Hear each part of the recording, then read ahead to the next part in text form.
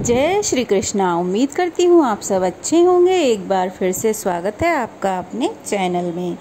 आज की वीडियो में आप जानेंगे ज्येष्ठ मास में पड़ने वाली कृष्ण पक्ष की अपरा एकादशी के बारे में। एकादशी का व्रत कब रखा जाएगा, कब खोला जाएगा, एकादशी व्रत में क्या खाना चाहिए और क्या नहीं खाना चाहिए, तुलसी पत्र कब तोड़ना चाहिए और इसके साथ ही आप जानेंगे इसके महत्व के बारे में। एकादशी का जो भक्त उपवास रखते हैं उन्हें एक दिन पहले 10वीं तिथि के नियमों का पालन करना होता है और नियमों के अनुसार 10वीं तिथि को ही तुलसी पत्र तोड़कर रख लिए जाते हैं। और अगर ऐसे में 10वीं तिथि रविवार की पड़ रही है तो उससे भी एक दिन पहले यानी कि शनिवार को ही तुलसी पत्र तोड़कर रख लेने चाहिए।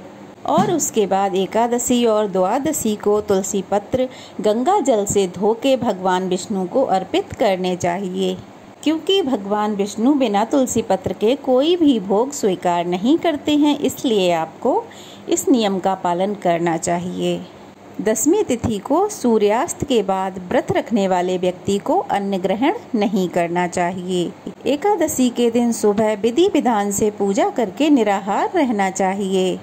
दिन की पूजा करने के बाद निराहार रहकर शाम की पूजा करने के बाद यदि आपका सामर्थ्य नहीं है निराहार व्रत रखने का तो आप शाम को फलाहार कर सकते हैं। और फलाहार में भी इस दिन मौसमी फल या ड्राई फ्रूट्स का ही सेवन किया जाता है। भूलकर भी शहद का सेवन नहीं करना चाहिए और न ही किसी प्रकार के अन्न का सेवन करना चाहिए। एकादशी के दिन चावल या चावल से बनी किसी भी वस्तु का उपयोग घर के किसी भी सदस्य को नहीं करना चाहिए।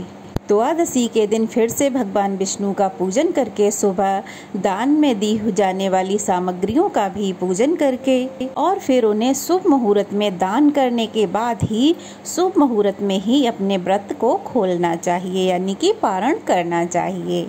एकादशी के दिन तुलसी जी में जल भी अर्पित नहीं करा जाता है और न ही महिलाओं अथवा कन्याओं को बाल धो के स्नान करना चाहिए। आप एक दिन पहले ही तुलसी जी को जल अर्पित कर दें और जो व्रत रखना चाहती हैं महिलाएं या कन्याएं वो एक दिन पहले ही अपने बाल धो के स्नान कर लें।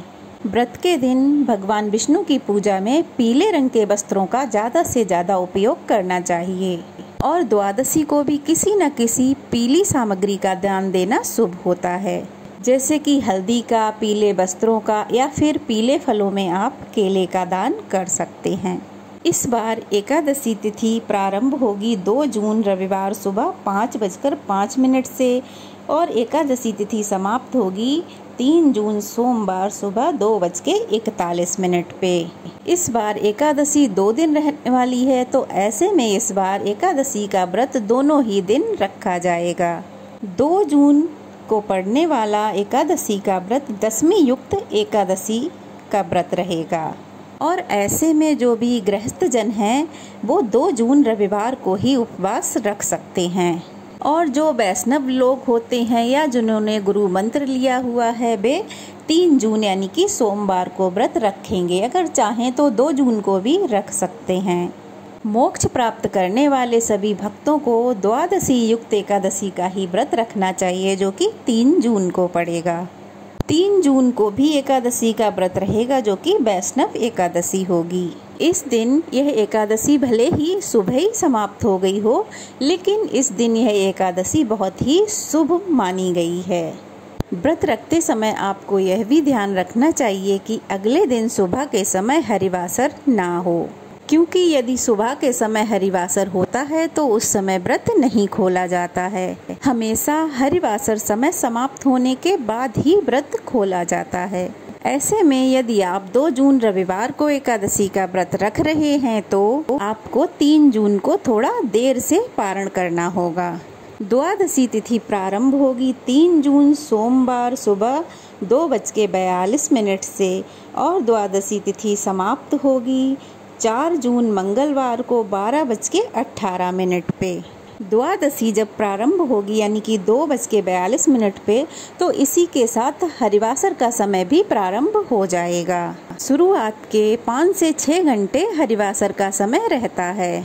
हरिवासर का जो समय है वह 3 जून सोमवार को सुबह 8:30 तक रहेगा। तो इससे पहले आप उपवास नहीं खोल सकते। 8:30 के बाद आप उपवास खोल सकते हैं।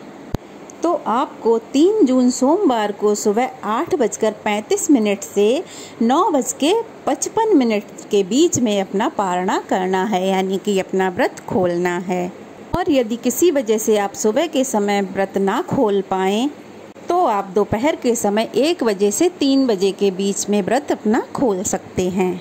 और जिन्होंने भी 3 जून को वैष्णव अपरा एकादशी का व्रत रखा है वे 4 जून मंगलवार को सुबह 5:44 से 6:25 तक अपना उपवास खोलेंगे। मतलब इसी बीच में आप अपना व्रत खोल सकते हैं।